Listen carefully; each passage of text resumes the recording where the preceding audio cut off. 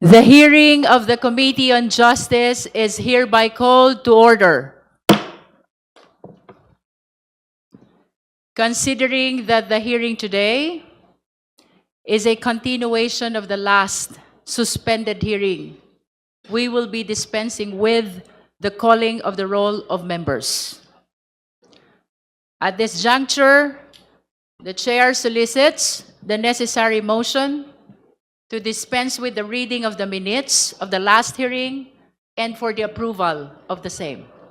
Madam Chair, The Honorable Mika Gonzalez. I move to dispense with the reading and approval of the minutes of the previous meeting. There is a motion to dispense with the reading of the minutes of the last hearing and for the approval of the same. Do I hear a second? Second. Is there any objection?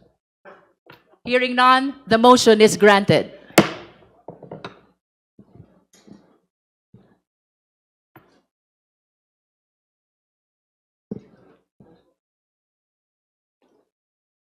The Chair will address the committee.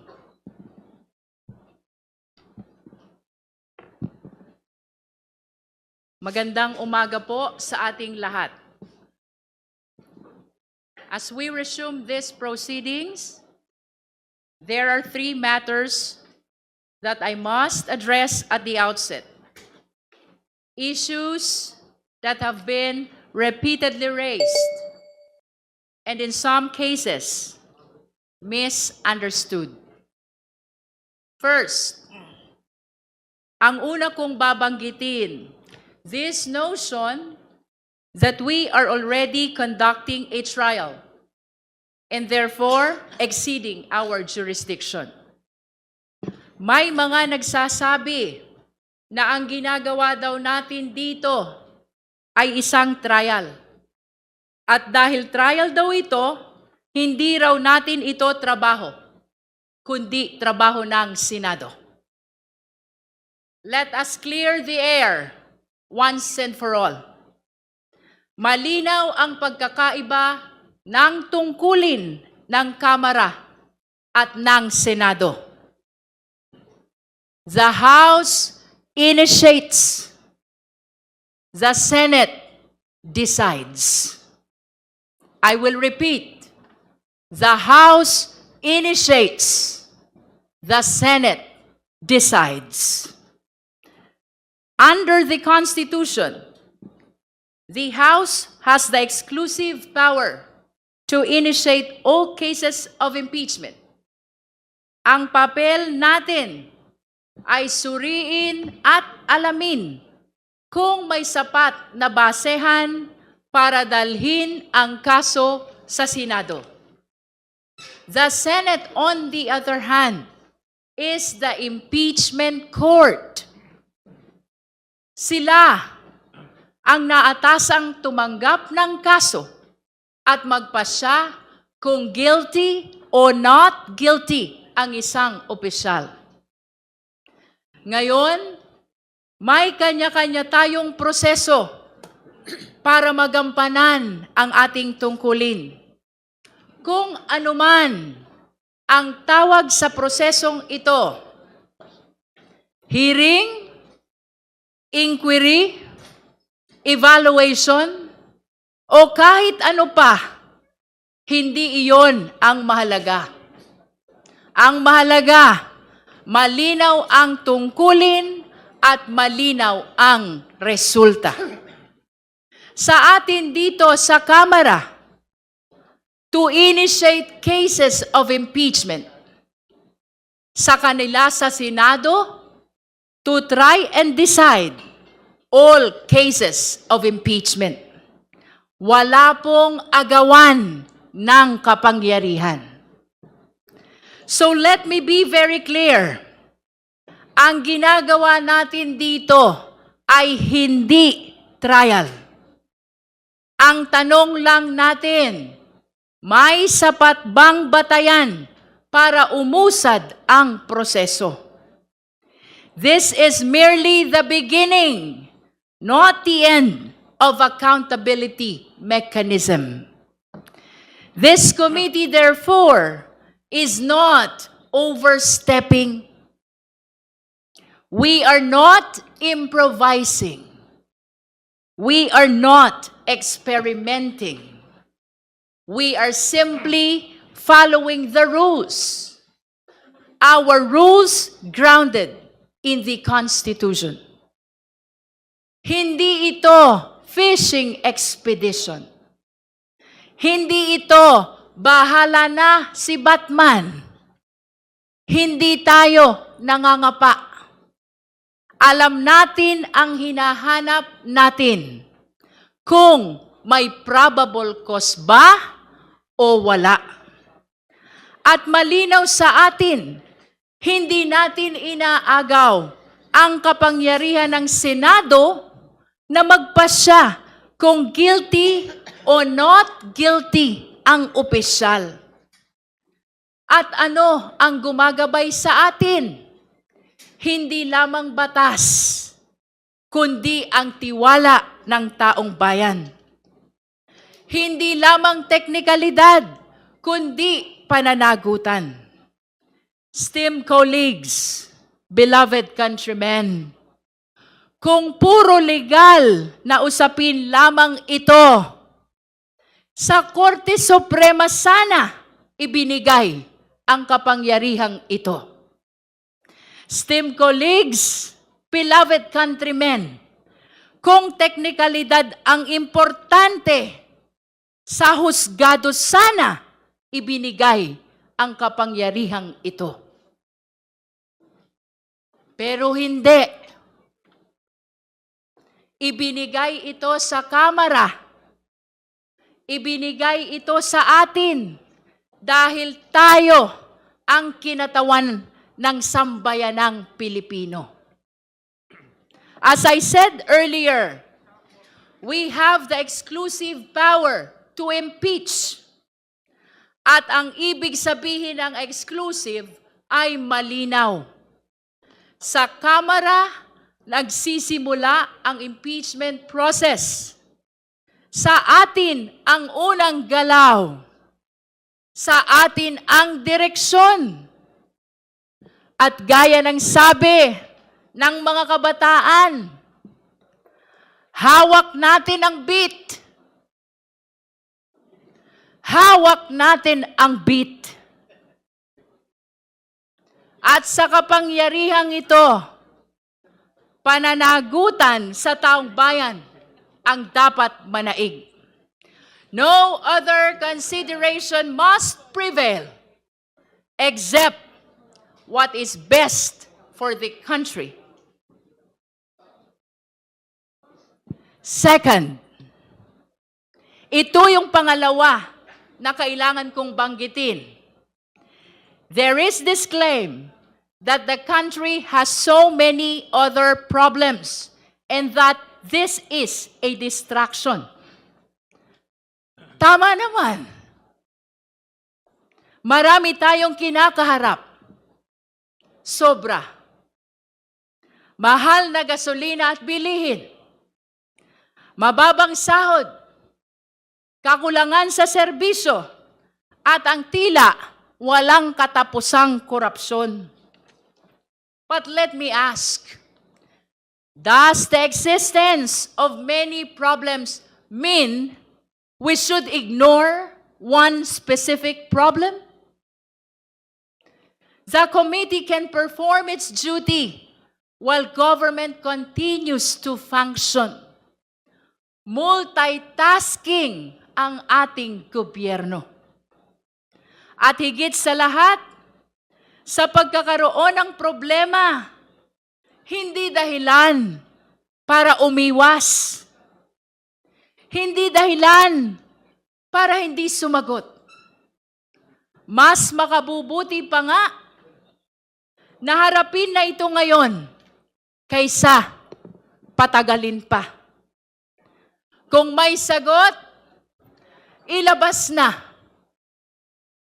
Kung may paliwanag, ibigay na. Tandaan natin, may mga akusasyon dito na hindi naman bago. Last year pa ito. Ngunit ano ang ginawa ng Vice Presidente? umiwas, nagtago sa mga teknikalidad. Ang sabi nga, not just once, but twice. If we repeat this cycle, iwas, teknikalidad, sino ang makapagsasabi na hindi na naman tayo babalik dito sa susunod na taon? Kaya ngayon, sagutin na, linawin na, tapusin na. At kapag nasagot, lahat tayo ay malilinawan. Because hearings like this work both ways. We can proceed, but remember, we can also dismiss. After we go through this process, and after we review the evidence, we will be asking ourselves, may probable cause ba o wala? Pwede nating ituloy, pero pwede rin nating ibasura. Kaya kung may katotohanang magpapawalang sala, mas lalong dapat itong marinig. Marami tayong problema.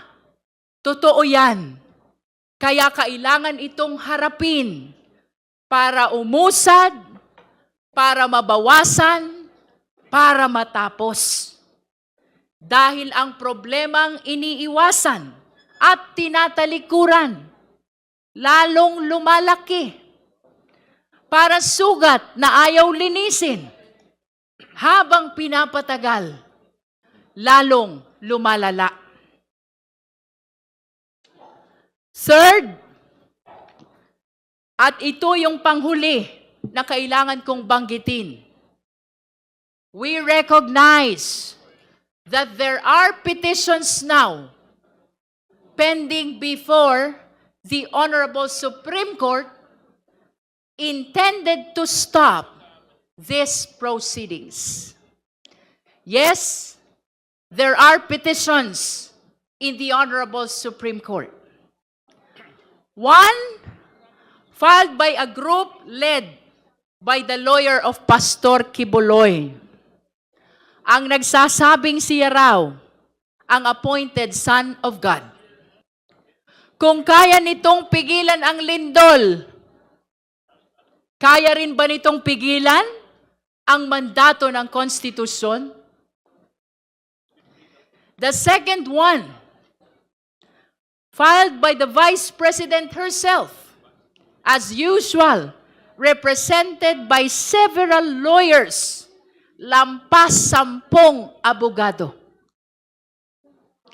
And the third one, filed by several individuals, mostly lawyers. Ang dami-dami namang abogado questioning the very core of our rules. And just yesterday, we received the fourth one. It was filed by Carpio and lawyers with the Regional Trial Court of Quezon City. Esteemed colleagues, beloved countrymen, total of 4 petitions na ang layon ay patigilin ang pagdinig na ito. Ang palagi nating sinasabi, public office is a public trust. Indeed, easier said than done.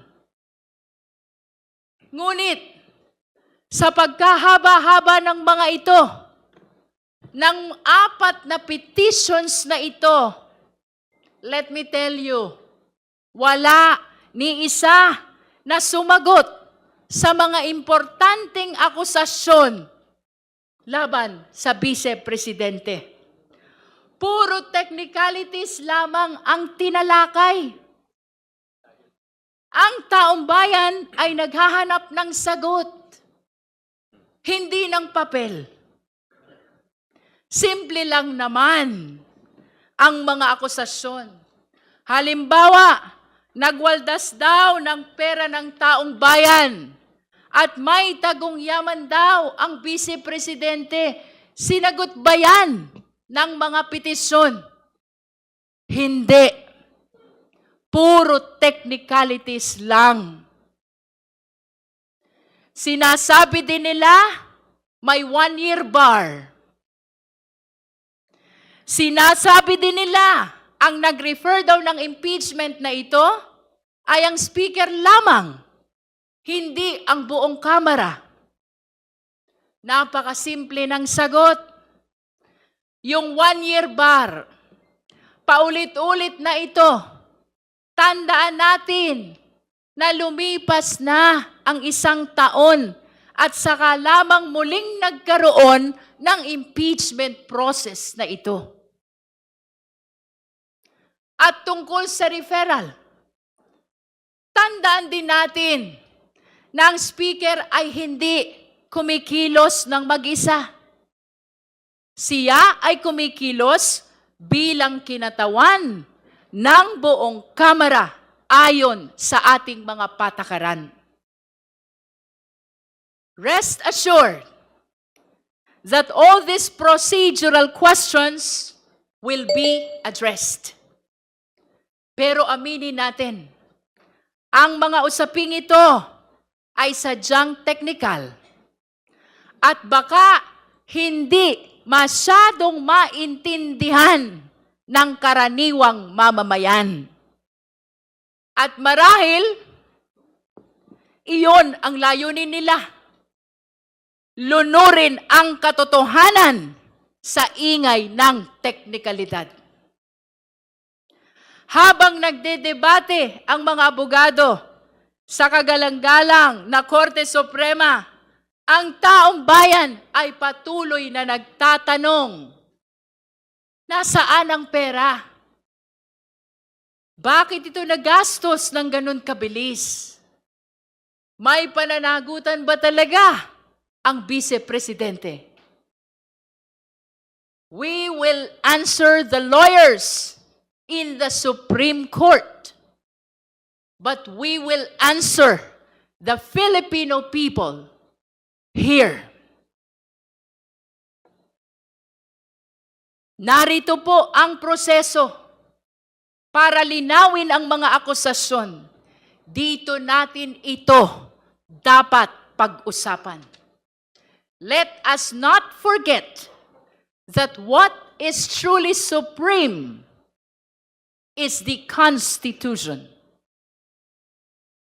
Malinaw ang sinasabi ng Konstitusyon. The House of Representatives has the exclusive power to initiate impeachment and the authority to determine its own rules. Hindi ito imbento.